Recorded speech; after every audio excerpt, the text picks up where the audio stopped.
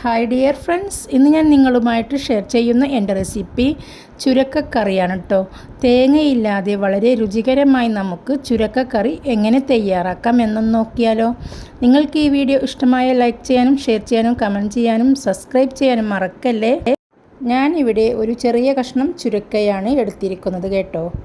പിന്നെ ഒരു തക്കാളിയും ഒരു സവാളയും അത് വെച്ച് നമുക്ക് കറി തയ്യാറാക്കാം. അതിനായിട്ട് ആദ്യം നമുക്കൊരു കുക്കർ എടുത്തതിന് ശേഷം ഒരു 5 ടേബിൾ സ്പൂൺ പരിപ്പെടുത്ത് കഴുകി ക്ലീൻ ചെയ്ത് അത് നമുക്കിതിലേക്ക് ഇട്ട് കൊടുക്കാം.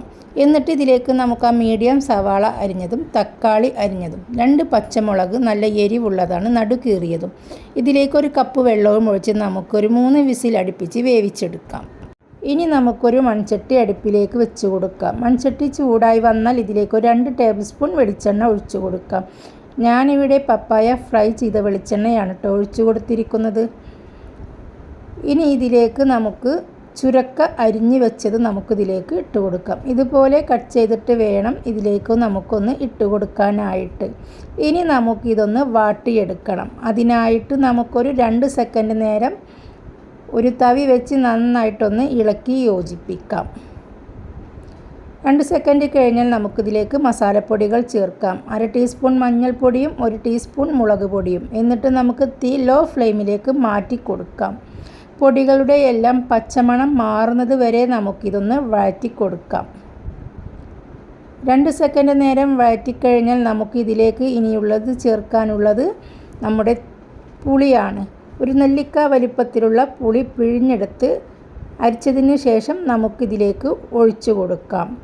കറി കുറുകി എന്ന് തോന്നിയിട്ടുണ്ടെങ്കിൽ നിങ്ങൾക്കിതിലേക്ക് ഒരു 1/4 കപ്പ് വെള്ളം ഒഴിച്ചു കൊടുക്കാം. ഇനി ഇതിലേക്ക് നമുക്ക് കുറച്ച് ഉപ്പിട്ട് കൊടുക്കാം.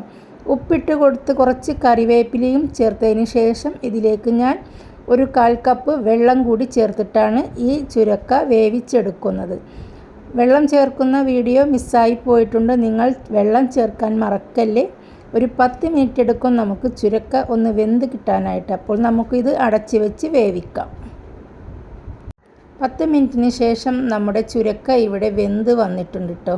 നന്നായി തിളച്ചു മറിയുന്നുമുണ്ട്. തീ മീഡിയം ഫ്ലെയിമിലാക്കി കൊടുക്കാൻ മറക്കണ്ട. ഇനി ഇതിലേക്ക് നമുക്ക് വേവിച്ച് വെച്ച പരിപ്പ് ഇട്ട് കൊടുക്കാം. തക്കാളിയും സവാളയും പച്ചമുളകും പരിപ്പുമെല്ലാം നന്നായി വെന്ത് ഉടഞ്ഞ് വന്നിട്ടുണ്ട്. അത് നമുക്കിതിലേക്കൊന്ന് ചേർത്ത് കൊടുക്കാം. എന്നിട്ട് തവി വെച്ച് നന്നായിട്ട് തന്നെ നമുക്കൊന്ന് മിക്സാക്കി കൊടുക്കാം. ഇപ്പോൾ തന്നെ കാണാൻ നല്ല കുറുകിയ ഒരു കറിയാണ് കേട്ടോ.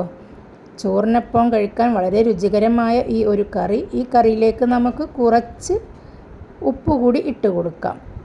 എന്നിട്ട് നമുക്കിത് നന്നായിട്ട് തന്നെ ഒന്ന് മിക്സാക്കി കൊടുക്കാം. ഞാനിവിടെ ഒരു സെക്കൻഡ് നേരം ഒന്ന് മിക്സാക്കി കൊടുത്തിട്ടുണ്ട് കേട്ടോ. ഇനി നമുക്കിതൊന്ന് ഉപ്പുണ്ടോ പുളിയുണ്ടോ എരിവുണ്ടോ എല്ലാം കറക്റ്റാണോ എന്നൊന്ന് ചെക്ക് ചെയ്യാം കേട്ടോ. ഞാൻ ചെക്ക് ചെയ്ത് നോക്കിയപ്പോൾ ഇത് വളരെ കറക്റ്റായിട്ട് തന്നെ എല്ലാം വന്നിട്ടുണ്ട്. ഇനി നമുക്കിതൊന്ന് തിളക്കാനായി വെച്ചതിന് ശേഷം നമ്മുടെ തീ നമുക്ക് ഓഫാക്കിയിട്ട് ഇതൊന്ന് അടച്ച് വെച്ച് കൊടുക്കാം. എന്നിട്ട് നമുക്കിതൊന്ന് താളിക്കാം. ഇനി നമുക്കൊരു ചീനച്ചട്ടിയോ കടായിയോ ഏത് വേണമെങ്കിലും നമുക്ക് അടുപ്പിലേക്കൊന്ന് വെച്ച് കൊടുക്കാം. ഞാനിവിടെ ഒരു ചെറിയ കടായി അടുപ്പിലേക്ക് വെച്ച് കൊടുത്തിട്ടുണ്ട്. ഇനി ഇതിലേക്ക് നമുക്ക് 1 ടേബിൾ സ്പൂൺ വെളിച്ചെണ്ണ ഒന്ന് ഒഴിച്ചു കൊടുക്കാം. എന്നിട്ട് ഇതിലേക്ക് നമുക്കൊരു 1/4 ടീസ്പൂൺ കടുകിട്ട് പൊട്ടിക്കാം. കടുക് പൊട്ടി വരുന്ന സമയത്ത് ഒരു വറ്റൽമുളക് പൊട്ടിച്ചതും കുറച്ച് കറിവേപ്പിലയും ചേർത്ത് നമ്മുടെ ഈ കറിയിലേക്ക് നമുക്കൊന്ന് ഒഴിച്ചു കൊടുക്കാം. അങ്ങനെ നമ്മുടെ ചുരക്കക്കറി ഇവിടെ റെഡിയായി കഴിഞ്ഞു. വളരെ രുചികരമായ ഈ ചുരക്കക്കറി നമുക്ക് തേങ്ങ ഇല്ലാതെ തന്നെ തയ്യാറാക്കാം. നിങ്ങൾ ഇതുപോലെ ഒന്ന് ട്രൈ ചെയ്തിട്ട് ഇതിൻ്റെ ഫീഡ്ബാക്ക് എന്നെ അറിയിക്കാൻ മറക്കല്ലേ. അപ്പോൾ നിങ്ങൾ ആദ്യമായിട്ടാണ് എൻ്റെ ചാനൽ കാണുന്നതെങ്കിൽ പ്ലീസ് ഒന്ന് സബ്സ്ക്രൈബ് ചെയ്ത് സപ്പോർട്ട് ചെയ്തേക്കണേ. കൂടെ തന്നെ ലൈക്കും ഷെയറും കമൻറ്റും ചെയ്യാൻ മറക്കല്ലേ. അപ്പോൾ അടുത്ത വീഡിയോയുമായി നമുക്ക് വീണ്ടും കാണാം.